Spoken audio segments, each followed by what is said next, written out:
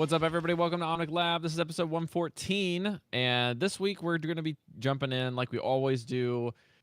But instead of strategy this week, we're going to talk a little bit more about just general news updates and kind of what we're looking at for the future of this year of Overwatch and personally what we're trying to do as the season wraps up with Season 11. I'm your host, Rob May, and joining me, as always, is Andres Gomez. What's up, Andres? What's up? What's up? It's been super long, I feel, since our last episode. I feel a little bit podcast rusty, but nothing that can't be fixed just by talking a little bit. I am super glad to be back. I've missed you guys. I've missed talking in front of the mic. So yeah, I'm just happy that we're recording this episode and looking forward to giving you guys a few updates on what we've been up to lately. Yeah, we kind of took a 1 week off. It's been honestly much needed to have a good chance to kind of get off of the mic for a change and Andres to have kind of relax from networking extravaganza that is the Overwatch League finals. And we're kind of just gonna do a little bit of a hodgepodge. There's not gonna be too much organization, so we're kind of go by categories here. But let's start off with some announcements. So first and foremost, we're gonna try to do what we normally do with our last Friday of the month being the game night. Historically, these are that way just because the night's inconsistent. Everyone can do that, can understand that that's the day that we're going to go, even if, Andres or I or some of our mods and admin can't necessarily make it. But that means that the next one is slotted for August 31st. So if you guys are looking for a gaming night and you want to hang out, you want to play with people in silver or in bronze, or you want to play with people in Grandmaster or Masters, it's a good way to overlap every single skill level. And I can't tell you how many times we've gotten people saying, I'll come into the Discord and participate in game night when I'm good enough. It's like that's the complete opposite way of looking at game night. Game night is only about hodgepodging all skill levels so that you can feel what it's like at all different ranks and kind of playing with different people at different ranks, also playing different roles. It's a good way to practice and do things and try hard or have fun, depending on what group you get put in. You can kind of try to feel the water there.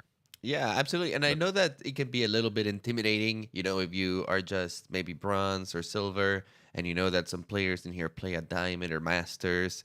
But don't be self-conscious about it. Everyone in the Discord is really nice, and if they're not, well, they don't last in the Discord very long. But just come and enjoy, find a community and play with us. I think that is really fun for everyone involved. And the people who make the jump and make the leap usually end up having really good comments about it. So yeah, don't be scared to do it. I know that some guys out there have messages saying, "Hey, I really want to come to the game night, but I think I gotta improve a little more." And honestly, one of the best places to improve, I think, is game night, because you get to play games that don't really rely on your rank. But like Rob said, they're pitting you against other people who might be better than you, so you can actually get a lot of tips, a lot of information real fast just by watching some of these guys play. Not to mention, you will also be playing alongside them. We've had people that after the game night come up to us and they're like, "Wow, I have never played Overwatch like this before. Like, people were shot calling, I was receiving heals, my tanks were standing in the right places." And they say it's a really awesome experience, especially for people who only maybe play the solo queue ladder, and that's kind of like their Mhm. their Overwatch team experience. Absolutely. We also have another sponsor of the show. We have Top Score Solutions kicking it off. Yet again, we have Ben, or I Need Peeling. I'm tongue tied this week, is offering free business consultations in esports. So if you're looking for aspiring to be a coach, or you want to start a team, develop an app or service, you want to boost your subscriber basis, or you want to just work in esports in general, you can visit his website at topscoresolutions.com or Topscore Esports on Twitter. You can also join his Discord server and ping him there. That's a mini community there that has a lot of good questions and answers, as well as associating with Ben, who has a master's in sports management, finance, and data analytics, and lots of experience in sales, marketing, and company development. The services are free, and they stay that way as long as the demand allows. So check it out there. We also have a brand new update regarding the May and Sombra patch analysis on August 6th from our man Switch over at Omnic Meta. This one is a little bit more of a I guess I can't really say this is more of a data focused article when everything he does is data focused, but Yeah. what I really mean is that this gets into some real nitty gritties as far as numbers recognition on success with stats per 10 minutes on May's changes on her eliminations, her damage, and her final blows. And then you can kind of see how Sombra's limbs, damage done, and deaths have actually increased in limbs and dropped off in her damage and deaths per 10 minutes based off of basically just being able to be invisible indefinitely. So it's some really interesting conclusions that was able to derive from this. But then you can kind of go into that further and check out usage win rates and then the win rate comparison on the previous patch. So just some cool stuff to go check out there with regards to the two girls that got the most love in the last patch. Yeah, definitely Sombra becoming a slightly different hero now. She definitely feels like the scout she was meant to be. And her playstyle has changed a little bit because now you can really wait for the appropriate time to come out when your target is alone by itself. You know you're gonna be able to hack it. Her whole kit honestly feels very solid. And when you play against her, you can definitely tell because it gets really annoying just having to wait for that Sombra constantly and have that looming feeling that she's just gonna come out at any moment. Yeah, the most interesting thing is honestly just the amount of death lowering that you see. It's almost I think the lowest percentile is about 6% less up across the board in Grandmaster as far as how many deaths per minute that have been lowered. So her survivability has definitively increased at all skill ranks quite a bit. And even though her damage done is slightly lowered, about 2 to 4%, you can almost see a direct correlation with how many she's confirming in eliminations as kills. So whether through assists or just getting in the back line and surviving, it seems pretty interesting. And the usage pick rate of May has just been like in Grandmaster and Master has increased almost 4%, which these pick rates have overall been pretty low as far as the pick rate changes. So we'll see how this kind of goes Anecdotally, up though, into the I have future. seen May quite a bit on my games. She she was always a hero with a decent kit, but I think that the way that she fires makes it a little bit inconsistent, right? You have the travel time and the damage fall off, which a lot of the people who have projectiles don't have that damage fall off, right? Like you don't have to worry about that with Pharah or with Genji, and you don't have to worry about that with Zenyatta, for example, which helps add to that consistency, right? If you do land the shots, no matter the distance, you're gonna hit them for the same amount. May didn't Sure. have that advantage. May her projectiles, one, were a little harder to hit than the normal hero, and two, they had the damage fall off, making her a very niche close range hero within Overwatch, especially with guys like Widowmaker, for example. Maybe being that short range sometimes is not the most advantageous for a DPS. But since that change has come through, I have definitely seen a lot more Maze, and she's still a very good hero to block off certain choke points. And like Hanamura point one comes to mind, Anubis point two comes to mind. Um, all of these points that have a very narrow entrance that you can easily block with your wall and delay the enemy team by quite a bit are amazing for separating the enemy team and just picking up the front line first and then attacking the rest. She quite fits there. Yeah, and all of the pre-patch support that she was able to get over the course of time, like the penetration of targets with the slow and the overall lasting time of when the slow is applied and the frozen thing just lasting longer around corners Right. and trying to confirm those things kind of really laid the groundwork for this first change and then kind of put in to effect now that she has a more damage fall off as not being a part of her kit at all has really helped her. But let's keep Yeah. moving with regards to other parts of this patch, which was the new unlockable cosmetics. So this is the new Summer Games event. So we have a Sweden, Ireland, and Mexico themed epic skins for Brigitte, Moira, and Sombra.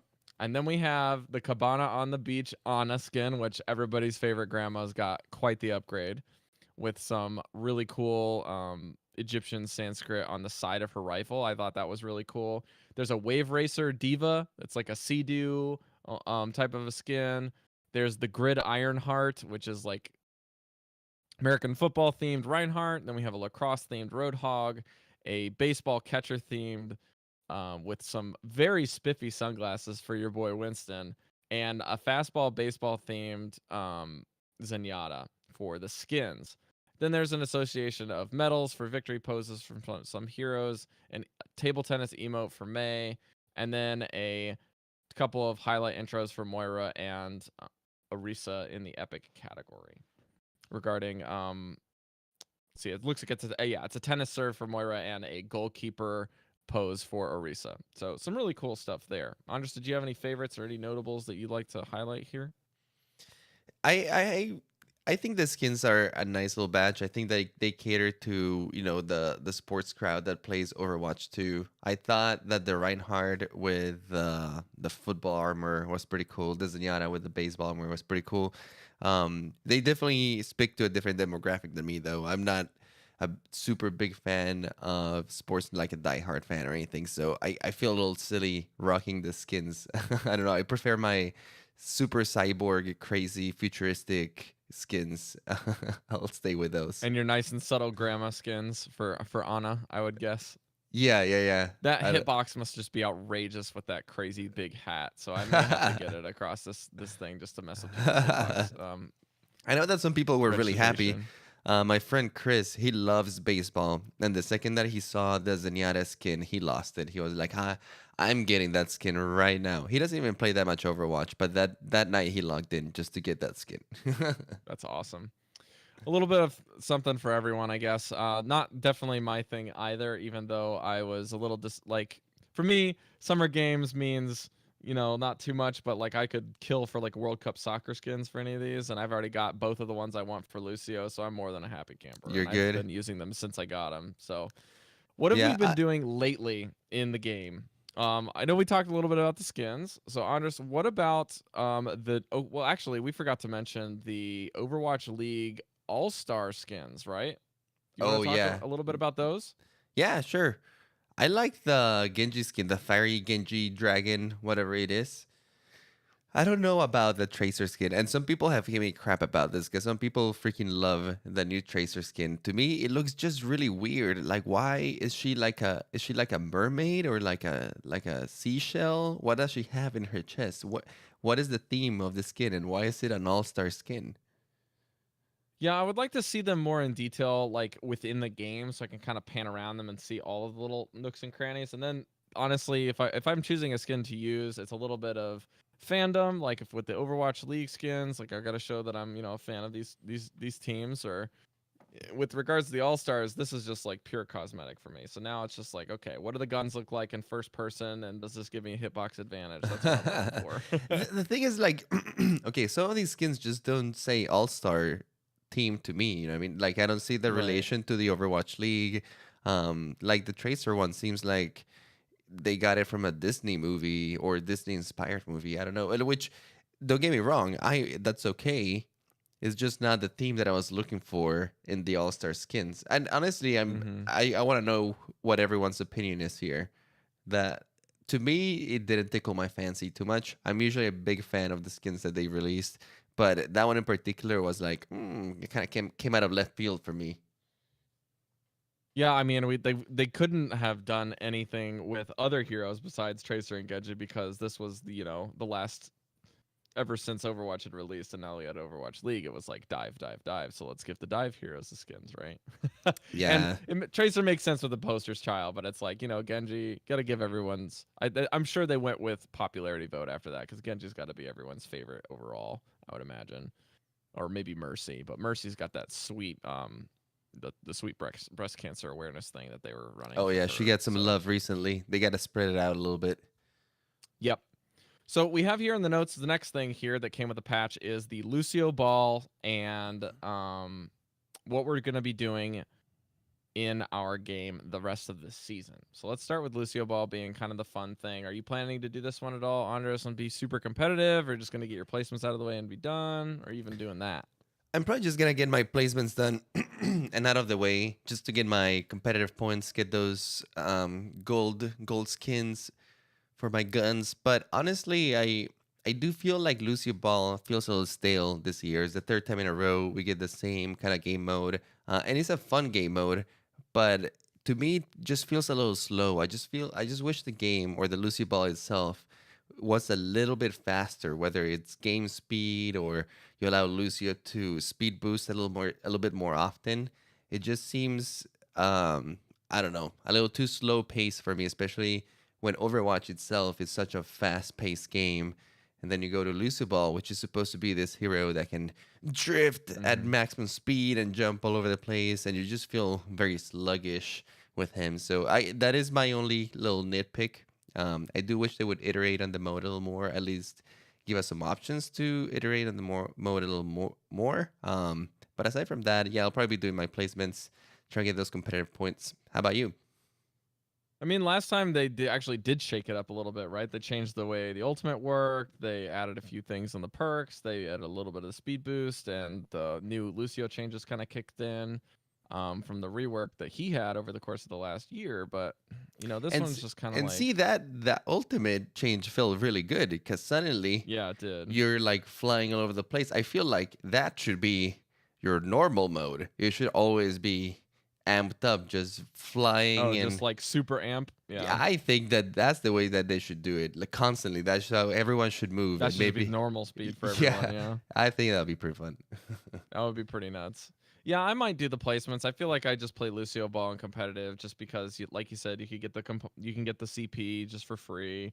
It's nice and gravy. I mean, at this point, a lot of players that play consistently, like you and I, are kind of getting to the point where it's just like I almost have golden guns on everything that I want, and then if you get into the diamond plus ranks, it's just like you get way more CP than you ever need for golden guns. So it's kind of redundant, but it's nice to kind of do something fun with friends that you can't really play comp with, that maybe want to do that. But I found the Lucio Ball is really, really punishing with melee hit registration lately on my higher ping. So it's a no bueno fun for me. I can't play it. I literally can't do anything in Lucio Ball, it feels like. So I won't be doing that too much. Let's talk about some strategic stuff and kind of what we've been up to. So, with kind of our week off, Andres, what have you been up to just personally outside of the game or maybe inside the game? Kind of a little bit of both. What have I been up to? Personally, it's been a very busy week for me since I got back from New York. I've had a lot of things to do. New York was super, super crazy with the Overwatch League finals. I had to dedicate a lot of time and effort into that. So, coming back, there's a lot of responsibilities looming around. Also, I've decided to take the next step and go back to school too. So, I've been kind of busy with that, trying to catch up. I'm doing this data science and analytics boot camp at Georgia Tech over here. So I don't know. And I've decided that I want to be less dumb, and I'm taking steps forward to make that happen. Actually, now that we're talking about this, if there's anyone who listens to the podcast who's into data science and has a passion for it and wants to talk about it, I would love to do it. I've been trying to dive headfirst into the topic.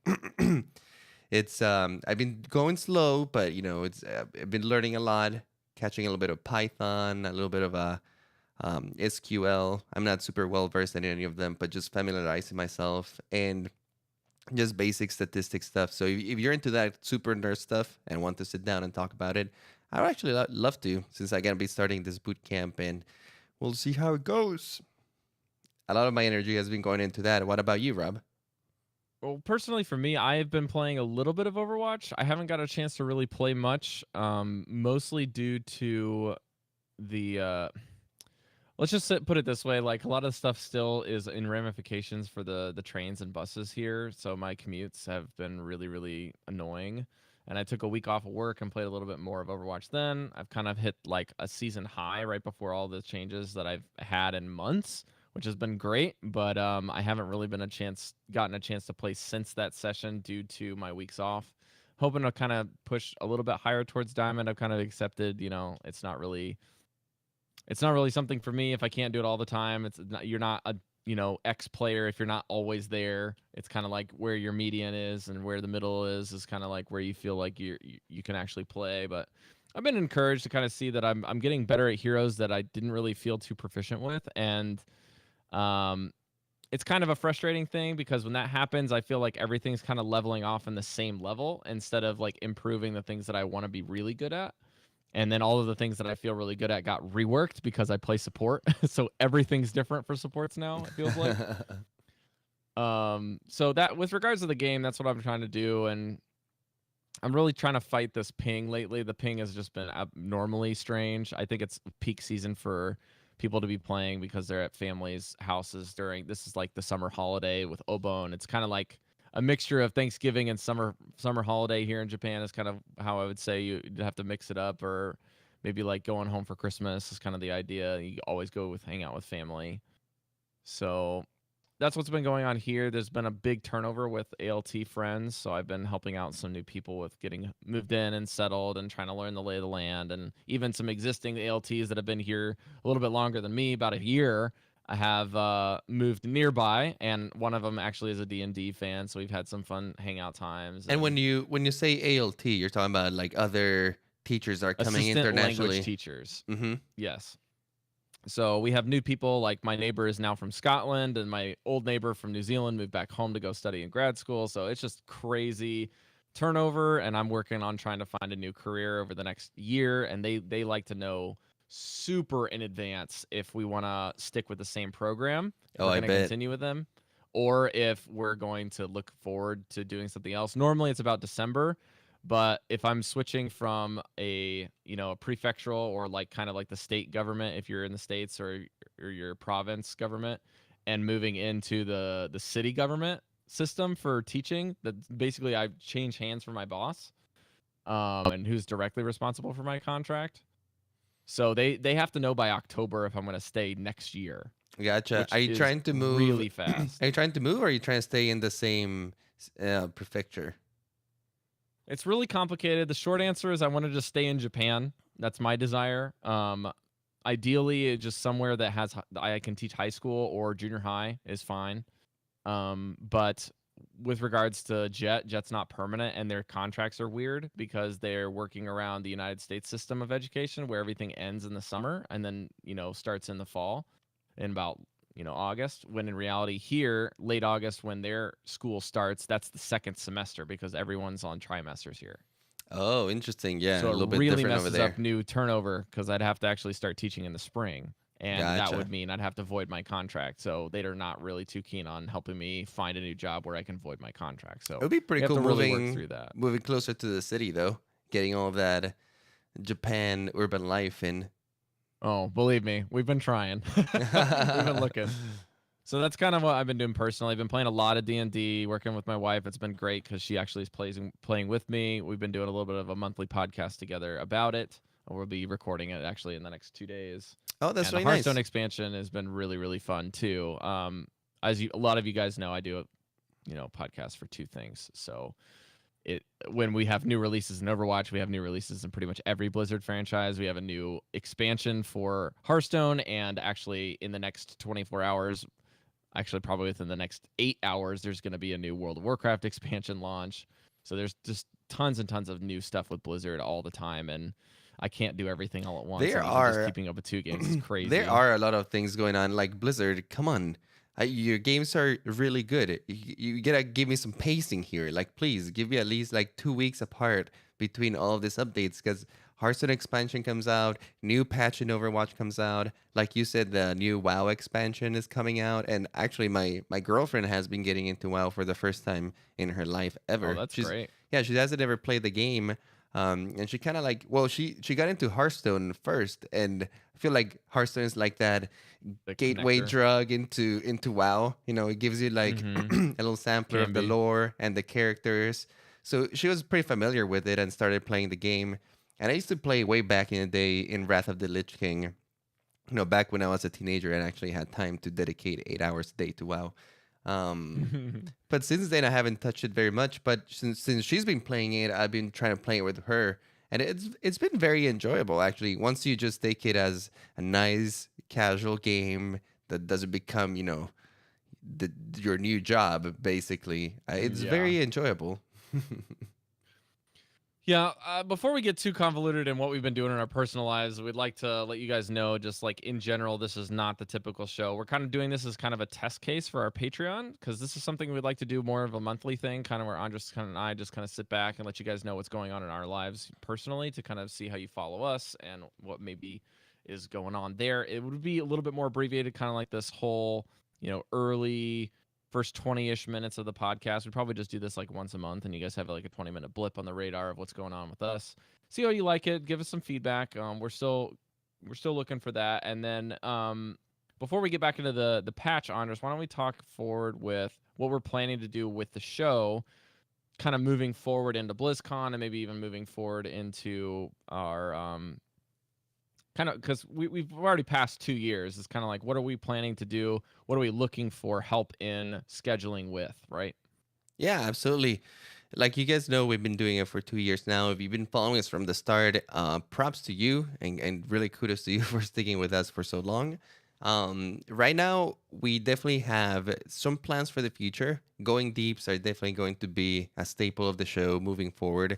We love doing the going deeps. We love having guests in here to help us teach you guys about new heroes. We learn a lot from those episodes as well and help us grow as Overwatch players. So those are definitely going to be a mainstay of the show going forward. We've had a few map masteries as well that we really enjoy doing. We do want to keep iterating on those and keep making it a little bit better. They are sometimes a little trickier to do since most Overwatch players don't think of the game too much in terms of maps. They think more about it in terms of team compositions and the likes. So sometimes it's a little harder scheduling, I guess, to just talk about maps since they're a little more can be about it. But having that said, we do want to come up with the first or with the best method to give those to you. We think that exploring maps individually can be a great asset as a player as well, knowing how to approach certain points or the light or the train of thought of some people on how to attack, how to break down a formation, prioritizing your targets in certain places, etc. I think it's very important to keep improving at the game. We also want to bring in more community leaders, not necessarily people that are just Overwatch pros or are intimate with strategy, but maybe people that are just known in the community for something they do, whether it be their content creation. We've had a few of them in the past. For example, Carolina Ravassa, the voice actress. That particular episode was really fun and engaging. Want to bring you guys a little bit more of those where it's just awesome people from the community that are driving the community forward, maybe in their own way. It doesn't have to be just as a player or as a strategist. We think that those people should be highlighted too. If you guys have any recommendations for any of those, we are all ears because we love having them too. And lastly, we just wanted to extend you guys the question. Like we've said, it's been 2 years and we want to keep improving the show. We want to give you guys more and more content that you can listen to and enjoy while you're running or, at work. I know that a lot of you guys, we make your work lives a little shorter because a lot of you guys have desk jobs or really monotonous kind of things. So having an episode there to listen is always great. We want to keep making your lives easier. So if you guys have any feedback or stuff that you would like to listen to the show, you can always leave it on Discord. You can email it to us. If you are a person who thinks should be on the show, please write to us. Tell us what was your skill set or what do you do? What kind of content do you create and why you should be on the show? And we'd love to hear from you. I know that personally, I've been watching a lot of coaching reviews and stuff from Jane on his YouTube channel, and I've been really garnering a lot of enjoyment, entertainment, as well as just overall learning. It's just a good. He has a really interesting style, and I kind of would love to get some more coaches on just for talking about personal improvement in general. Even if we ask the same questions, I feel like you can get different answers that are all going to be helpful from coaches. So in this time between Overwatch League ending and starting up in season 2, I feel like this is a great opportunity for Andres and I to really start putzing around and try to find some of these pros and coaching staffs and even just community folks and team managers just around and even people that are no longer in Overwatch League that did the inaugural season. We're looking for those type of people for targets.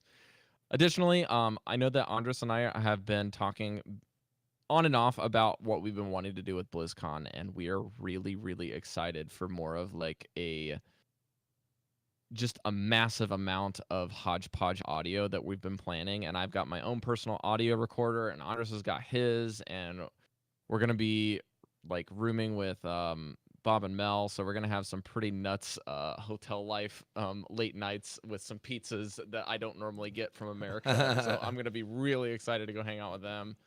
And I don't know. I think this year I feel like we're going to be way more prepared than we were last year with BlizzCon being our first BlizzCon ever and first one as creators. So we're really hoping to get our fingers crossed for those media passes so that we can get again and really take advantage of being media instead of running around like crazy people trying to cover everything and hype all the things. So we're really hoping to get a little bit more integrated with the community and talking more with media presence there.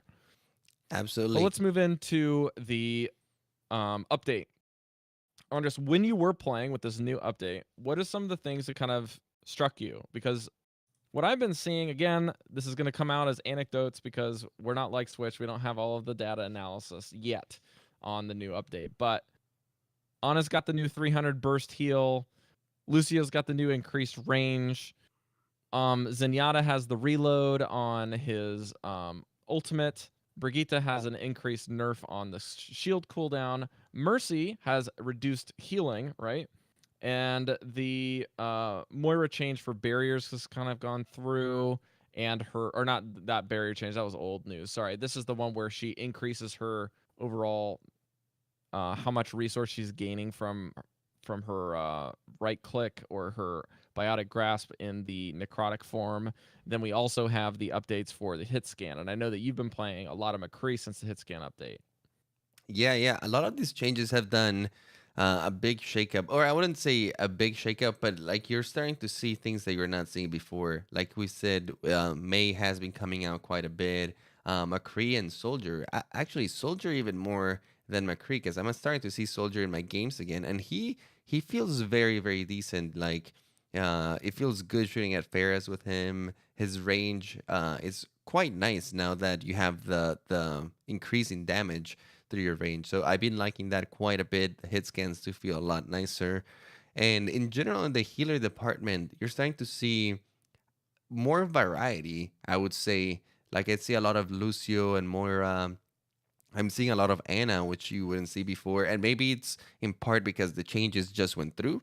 So people just want to check out how's it Lots going. of experimenting, yeah. Right, right. A lot of experimenting. It might settle down into a little more of a meta in the upcoming weeks, but I can definitely tell that the Mercy usage has been going down a little bit. And I don't think that Mercy is bad or anything at this moment. I think that she's still very, very solid. And some people still kind of complain about her a little bit, but I think that she's in a great spot at this moment. I know that people. Sorry. Don't forget about the Zarya stuff as well. Zarya's update. I mean, her Oh yeah, damage well routine I'll get into is that in a nuts. second. Yeah, Yeah. she's doing quite good too. But I don't know. I think that Mercy's in a great spot at the moment. She's a very solid healer. She has an extremely useful ability with Resurrection, and her Valkyrie is still extremely strong to just win the battle or that get that extra little bit of resistance to survive till the end or push the payload that last little bit. But having said that, I think that the other healers are catching up a little bit. Everyone's power level has been slightly increased. The amount of healing that they can do has been slightly increased. Anna now has a fantastic boost with her nano boost, being able to heal your target for 300 health. I feel like the ultimate finally feels like a defensive ultimate. Every time I picked Anna, it always seemed just like you were going extra aggressive with her. One, because her Mm-hmm. heals, are a little harder to land than most other healers, but two, because her nano boost was always used on a target that could engage the battle, right? You would be throwing it on a Winston or a soldier with visor or a Genji with blade. Like all of their uses were very proactive in that sense. And you would in fact be discouraged to use it in a defensive way, right? Like if your Reinhardt was too low or a squishy was getting attacked, the thought would never cross your mind of throwing the nano boost at them because it's too much of a liability, right? You might just lose the ultimate Yeah, right then especially and when they're there. getting low. Yeah, exactly. But now that has completely changed. Now, actually, you're incentivized to use it on a target that's about to die. One, because you make the enemy team waste a ton of resources that they have probably invested into killing this target, right? Like the Genji has probably used his dash, or the Roadhog has used the hook. Like the cooldowns have come out to create this Right. position where your target might die, and suddenly you're neglecting all of those, or basically denying them and telling them, no, I'm gonna heal my target for 300 health, which at this point is probably the biggest heal in the entire game, or burst heal in the entire game. Um, and then to top it off, you're making them more resilient. They take less damage, and they hit as like a truck. So now you can change Yeah. one of those situations on its feet in like a second. That's a really good way to kind of put it is kind of like just not just negating what the enemy team has done with the heal, but you're basically taking a situation where people are focusing in to a certain venue, and especially if they're going up against the Reinhardt with, like, let's say short ranged abilities or firing, and they're really committing super hard to this target. The second that they get low, they instantly jump up and they're resistant with 300 health. And then on top of that, it gives Anna a little bit of breathing room to kind of like shoot a bunch of shots into things, blow the cooldown of like throwing your grenade on the target, hitting them with the heal, and then you can actually reload while that target is basically taking a lot less damage than normal, and you actually have time to kind of reload in the system. And I remember watching a little bit more of kind of the YouTubers talking about this, or I think Overwatch Central had a top Ana player on that I was watching earlier, and he was just saying there's totally different combinations of engagements that you can actually have now, where you can kind of just like set up your Reinhardt to go in, and the second that he pins, you're basically lining up your grenade for where he's going to go pin. And so the second that he pins somebody, he's taking a lot of damage. So you can pre-grenade him in the target, so the target's still purple when it hits an impact, so it can't receive any healing, and your Reinhardt can't be antied. And then you can heal him back up to full and make sure right before he pins that the pin takes increased damage. So it's just some really, really interesting new combos you kind of have to rethink. And then to kind of go that much further to kind of transition this, I've been really improving a lot with my Lucio play, because of with kind of just like playing with different combinations, and kind of the support changes soft moving a little bit more with the hit scan changes. And I was like, well, I can just see Lucio getting there, so I've been practicing him. And let me tell you, that little bit of range has made quite a bit of difference in just it sounds weird, but like a lot of times I'll find that I'm just like rounding a corner with my speed boost on the wall and using it. People don't really understand that that ring represents a sphere on Lucio's body. So you can actually hit like a wall and grab a Pharah if she's directly above you, a little bit closer now.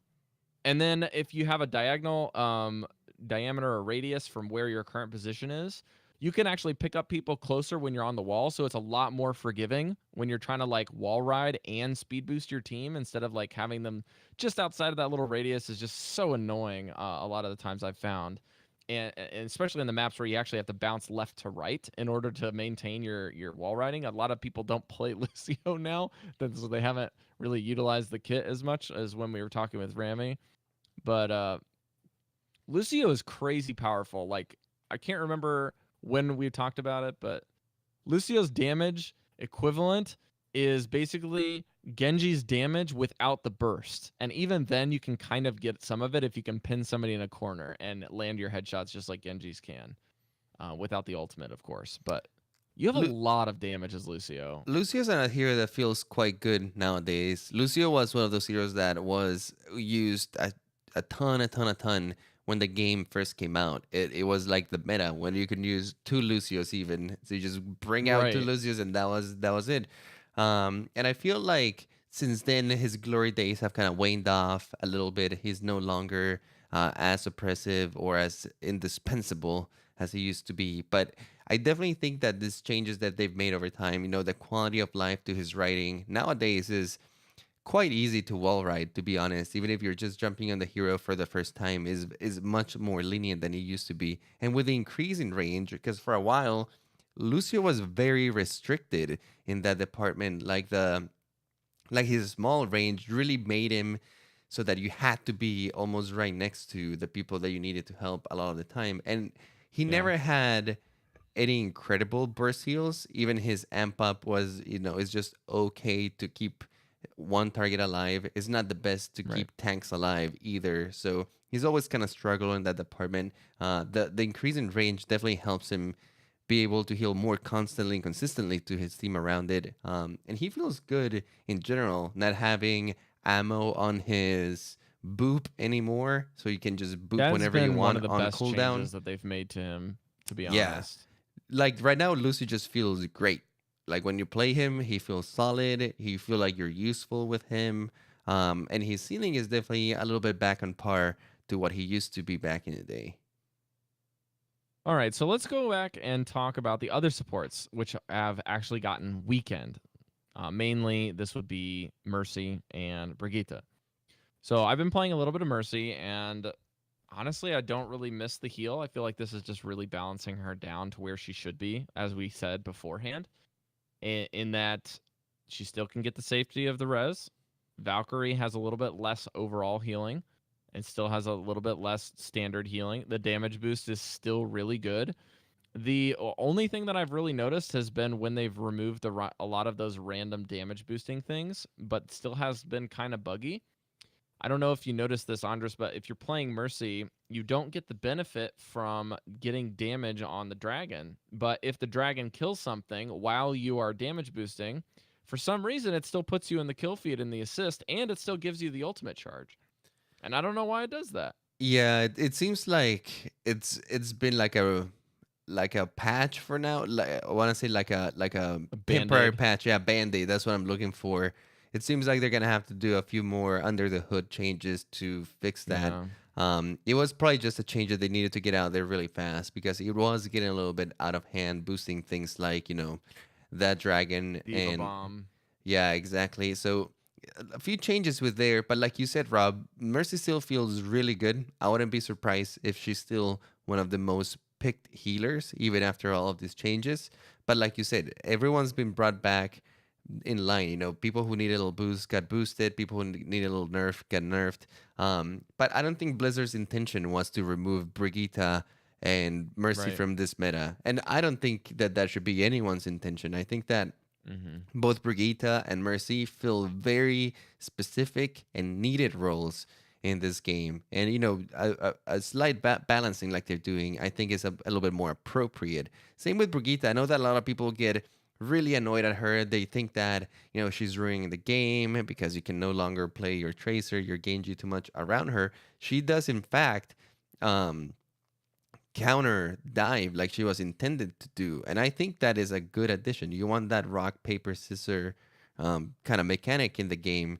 And it's not like Tracer and Genji have disappeared from the game. In fact, I have seen Tracer and Genji kind of make a resurrection and they're coming back out from the bushes. Same with Winston. I think that people have realized that the ability to dive and move freely around the map is still very powerful in certain locations, in certain maps. 2 more seconds on Widow now as well with that grappling hook nerf. Oh So yeah, Winston's kind of coming back a little I bit. have actually felt that one a lot. I thought that I wasn't I gonna mean, we said notice it it. back when you got the buff that it was a little too much because you just move around like Spider Widow, you know? Yeah, and now that they've reduced or increased the cooldown on grappling hood by 2 seconds, I thought it was not gonna be that much of a big change. But man, It I sucks to have play gotten Widow used to now. the low grappling hook, and it's happened to me several times where I will hook myself into a position where I can get a fantastic angle on the Mercy or something. But you're still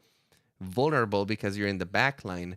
Um, and once the Winston jumps on me, those 2 seconds are so valuable because I used to be able to Feels like an go. eternity. Yeah, I used to be able to go in the back line, get the angle, shoot, and then when the Winston finally saw me and tried to engage me, my grappling hook was back up. So the only thing I had to You do were was out. wait for him to do the jump, and then I could grapple wherever I wanted, and I was safe. Mm-hmm. Now that Winston has 2 more seconds to react and get to me, which a lot of time is enough to actually get me. Yep. Winston just needs time because the Tesla coil doesn't really require you to kind of, aim at their heads or anything. It's just a slow burn or a slow Mm-hmm. zip zap, as they say. But the Brigitte change, I really think, is honestly just another notch on the bracket where if you're gonna play her, you need to save your stun. You can't just use it and then like wait until you see Tracer and then just use it again. We said this initially when she was launched that this cooldown was way too short, and even after they nerfed her the first time and increased it by 1 second, we said it's still not enough. And Blizzard knew it just took them a lot longer to get there for some reason or another. But I am And to be looking forward fair, to the playing her ability is still again. very powerful. It's like that Well, of course. 1 second adds the ability for heroes to be able to bait out the stun and then have a little bit more time to, do their shenanigans around the Brigitte. Right. But having that said, Tracer and Genji should still be very afraid of Brigitte. Should She's still, feel unfavored if yeah, you're she's if you still, have your ability, you should be able to be favored. It's the same thing if you're going against a matchup against a McCree. You should yeah, be able to be favored. she's still a threat. She's still somebody that will make you think twice before you dive the backline Mercy or Anna Right. or Zenyatta, whoever it is that you're trying to get. And if their Brigitte's next to them, you might want to think about it twice. But yeah, just buying a little bit more time for certain heroes. I think that definitely Winston, Genji, and Tracer are thinking this patch like, okay, we got like 2 more seconds breathing room here, guys. Yeah. Now, somebody we haven't talked about yet has been Soldier. And I have actually seen a good amount of Soldier being played just because that damage fall off has actually become quite a bit of a boost when he's shooting at max range and doing more damage, especially with his bullets being less. He can land, if you can land more of them, the more shots you land, the more you definitely feel how much you're doing. And if you're utilizing the kit right with the 4 or 5 shot burst, you're actually not missing outside of the one single point because the spread isn't, going crazy. So it's been really interesting to see this meta kind of coming and evolving a little bit, because you see the soldiers coming into play, you see a little bit less of the Zenyatas, you see kind of Moiras and Anas peeking out again. I'm even seeing lots of Roadhog, which is really strange because he's kind of like a byproduct of this because he's not just an ult battery for your enemy, he's just an ult battery for your Ana. Yeah, that's true. And getting Ana to heal him up quite a bit and then getting him super low right before he uses his ultimate and then popping both yours and Ana's in a reversal can be pretty devastating. So there's just lots of really, really cool stuff going on. And additionally, you have the changes for May. You've got Moira coming in to play a little bit more here and there in those tighter maps. I do think that we're Man, gonna just so see much a lot more Soldier going coming on. in just because of the way that things are evolving a little bit. Now that Soldier has a little bit more consistent damage at longer ranges, I think that he's a great pick. In fact, for a lot of heroes out there, just think about Hammond, the new hamster, which has been wreaking havoc in ranked. Some people are getting extremely annoyed at Hammond because honestly, he survives for a really long time. It takes a long time to kill a decent Hammond that is moving the right places, is using his shield at the right time, then rolling away when he gets low, getting heals and coming back. Um, you really gotta like burst him down. Sometimes it takes like two, sometimes three people to just be able to like stop him where Mm-hmm. he is and kill him. And I think that Soldier is actually in a pretty good position to put a lot of pressure on Hammond. Most of the DPS, like McCree, for example, you don't feel like you do too much to Hammond unless you can get a few headshots in really quick. But Hammond's one of his main strengths is that he can hide his head while he's rolling, so no critical hits against him. Um, so heroes that take a little bit of time to ramp up their damage tend to struggle a little bit against Hammond. But Soldier is gonna be able to just constantly have that barrage of bullets on him, even if he's riding away. Now with the increase in damage, it's gonna be a good way to burst him down quite fast. Him and Roadhog, I think, are pretty good at like that sort of thing. Um, Mm-hmm. We and didn't just talk about him hardly at all, and he's only been out for like 5 days as of this, or 6 days as of recording this episode. That Hammond is now in ranked, and the spinning indefinitely on things is already getting people super tilted. I know people on, especially like Li Shang Tower, where he just like spins indefinitely on a point, and you can't have a hitbox. I personally really like Ana against him. I said it since Anna is we nice saw his against kit. him. because you get the sleep dart, you get the purple. It's just he's such a fat target to shoot with the sleep dart, just like a roadhog is. It's Yeah, just like and really really easy he to has a get. lot of predictable instances too. Like when he's pile Right. driving, it's like the perfect time. Like any ability you want to nail on Hammond, just wait until he pile drives because you have like a good second and a half of him just like being in the air in a Floating. very predictable position and then slamming into the ground. It's kind of like Doomfist when he finishes his ultimate. You have like that Oh split yeah. second where he's just like landed on the ground and you can 3 point flashbang him, landing. you can hook him, you can do whatever you want to him at this point because he has no control over the character.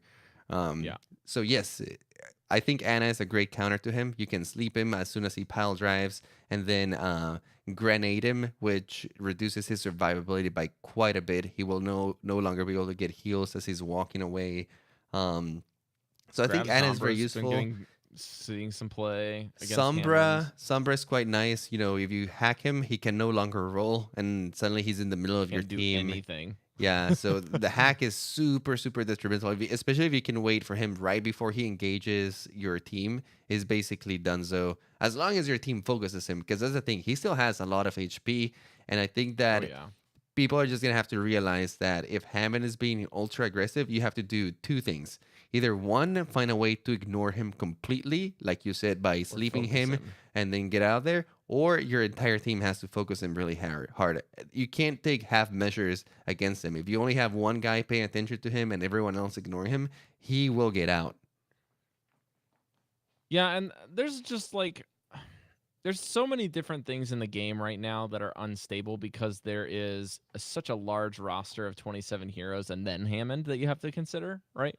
So not just for play and for team compositions, but just in like a 1v1 and in a team setup, like how best can I support my team against this hero? And a lot of that just isn't frankly talked about or experienced yet. Like we don't have enough experience in the hours in the game to figure out what's the best way to play Hammond, what's the best rollouts on every map, how should you position with this hero yet, how do I play against him? And that's why people are getting punished in different ways, is because as the game type evolves, people figure out better things, and then you can figure out how to better counter them, and that's just kind of the evolution of the hero. And that's partially why we wait so long before we do a going deep episode on a newer hero, just for that reason, because it just happens and evolves so often. Absolutely. I, Actually, if you guys are looking for a good place to watch some good Hammond play, or Friend Evil Toaster, the guy that we had for the Going Deep or Rissa, he's been basically dedicating to almost only Hammond, and I've been watching him play a little bit. He's been getting quite the hang of him.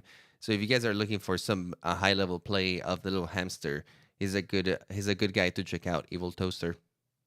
I've also been watching Seagull play Hammond and a lot of Symmetra to insane success. And if you want to watch a lot of the new Symmetra and kind of like what you're capable of doing with that hero, it's quite a bit. And if you can build up momentum with Hammond and spam the interact key into a portal, it's pretty funny. I gotta say, like getting that nice big boop into the oh, it's just the funniest thing. So if you're looking for some memes, you can watch that as well. But I think that's gonna probably end up doing it for the show this week. Well, I want to talk about one last thing before we close it out. I think Okay. this one is pretty important, and it has to do with Zarya. Zarya, Oh yeah, it's in a we gotta talk about weird that. spot right now because one, her energy charge is it has been slowed down, I guess, or the rate at Yeah, which she loses you can energy. retain it longer. Yeah, you will retain the any energy they gain for a little bit longer, which actually turned out to be a fantastic buff for Zarya. If you're a Zarya player, you will notice that as long as you gain charge, you will hit like a truck for much, much longer. It's a lot easier to stay above 80% charge. And the change is actually quite noticeable. I actually played Zarya the other week just to kind of try it out. And oh boy, was I having fun. Like there was so much damage. I was melting roadhogs, even with their heal thing on and stuff. I was still melting them. And it felt really, really nice. But having that said, Grav got a slight nerf. Graviton Surge has a reduced range, which actually is quite noticeable too. As I was playing Farah, or sorry, I mean, I was finding myself getting grabs a lot faster because of this energy change, but I was finding myself that I was missing very obvious grabs that wouldn't have been a miss before. Like several times I tried grabbing near a Mercy, and she had a few allies near her, and I could not get any of the allies. The allies were able to just kind of like sneak around the side of the grab, and only Mercy was kind of caught. And it happened to me a couple times too, where I was like, man, my aim is terrible with these grabs. And then somebody pointed it out. It's like, well, I don't know if it's that terrible. I think it's mostly just the range. You're just not catching as many people. Yeah, what And you're expecting to and grab. then it was happening on the opposite end too. When I was playing against certain Saryas, I was playing like Genji and Pharah, and I found that I could actually walk around the grab a little safer without the fear of like getting pulled in. It's almost like as long as you're walking right outside the animation, you're good to go. Well, before I would stay away from that grab with like a 10-foot pole. I would not even try to go even near it because you would just get sucked into it randomly. It would be like, no, I'm in the black hole.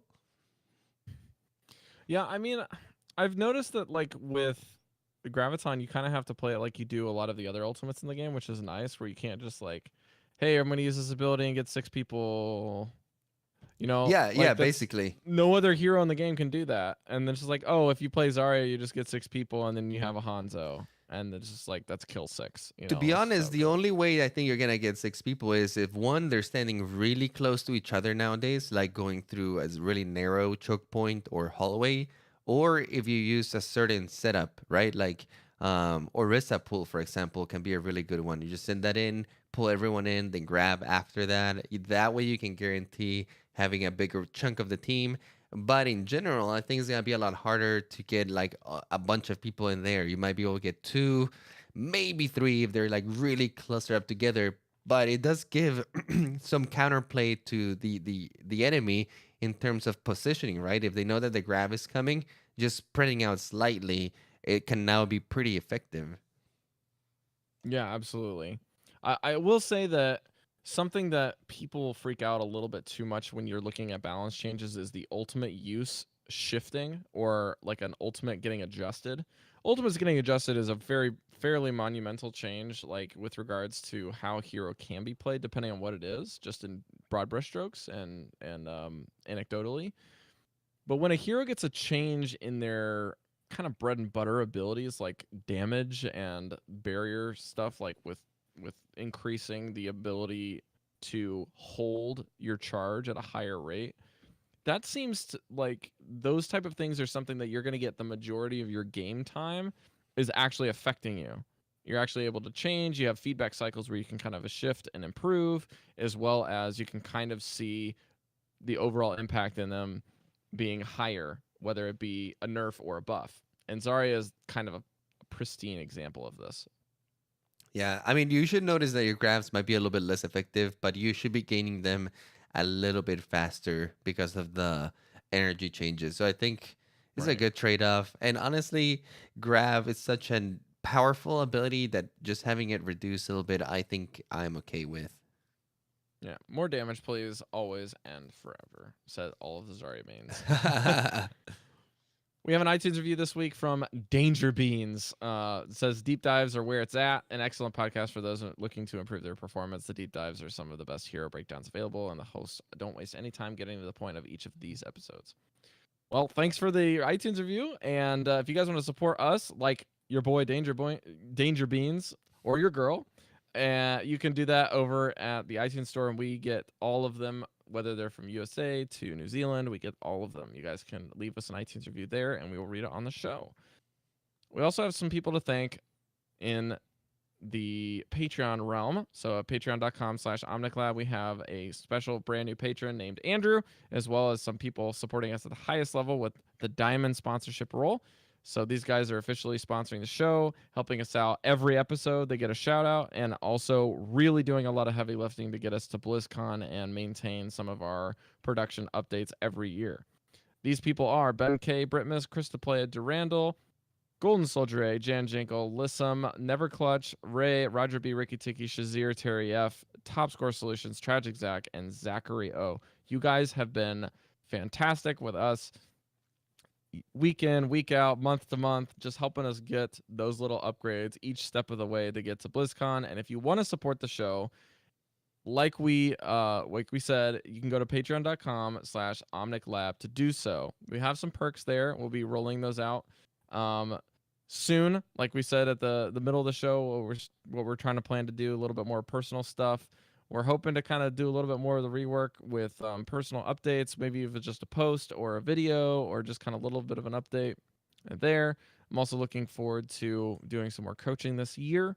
And if you want to do those things and you're a Patreon of that level that has that as a perk, you can feel free to message us anytime. We'll try to get to those as soon as possible.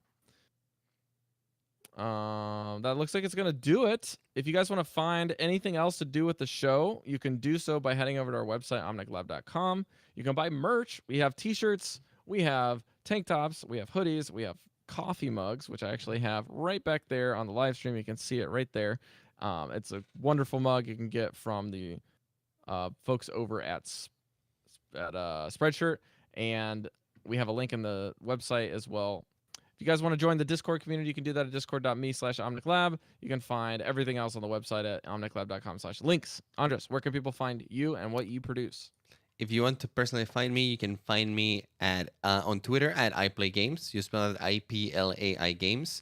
And right now we're taking a little break from our recap. Bob and Mel have taken a huge move to Colorado, so they're with their hands very, very busy over there, trying to get their lives back together. Also, the Overwatch League has ended. All-Star team, All-Star game is coming up in the next few weeks. But for now, we're taking a little break. We will be coming back to cover all of the World Cup stuff. So if you guys are into competitive Overwatch and are looking forward to the World Cup, stay tuned for that. But yeah, for now, I'm just gonna be here in Omnic Lab and studying a lot of data science. So I'll be busy too.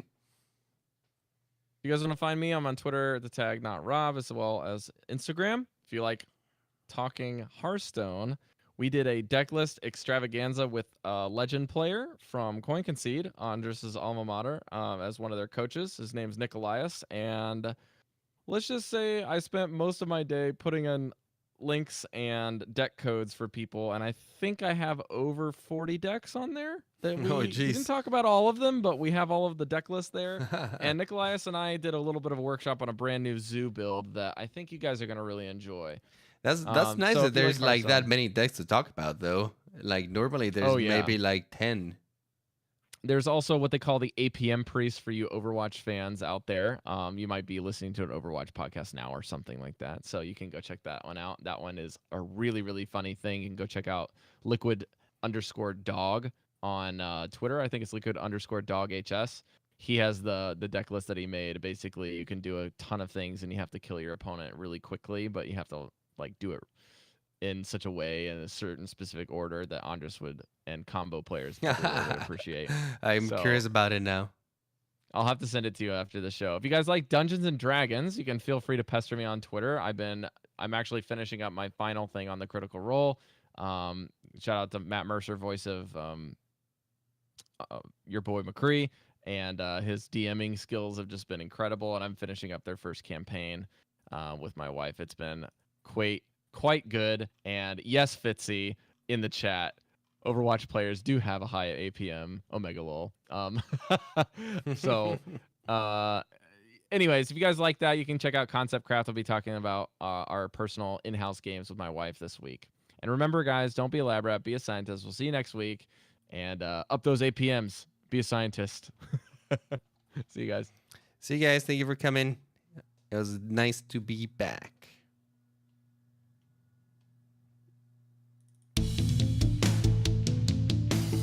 Fitzy, thanks for joining. Shazir, Jonah, thanks, guys. I was gonna spam my Sombra emotes, but I'm not in my account where I have all the cool emotes. I think I might have a few here. Let's see. I have my PvP sub emotes. Oh, there's a Sombra one. Yeah. I bet Fitzy has been happy with all the new Sombra changes. I have nothing more to We're gonna have to get you back in here, man, for another Going Deep. We're gonna have to remake that. Walk in harmony, my student. He's been spotted, folks. No stealth for Fitzy. We got widow sites guys. in this podcast.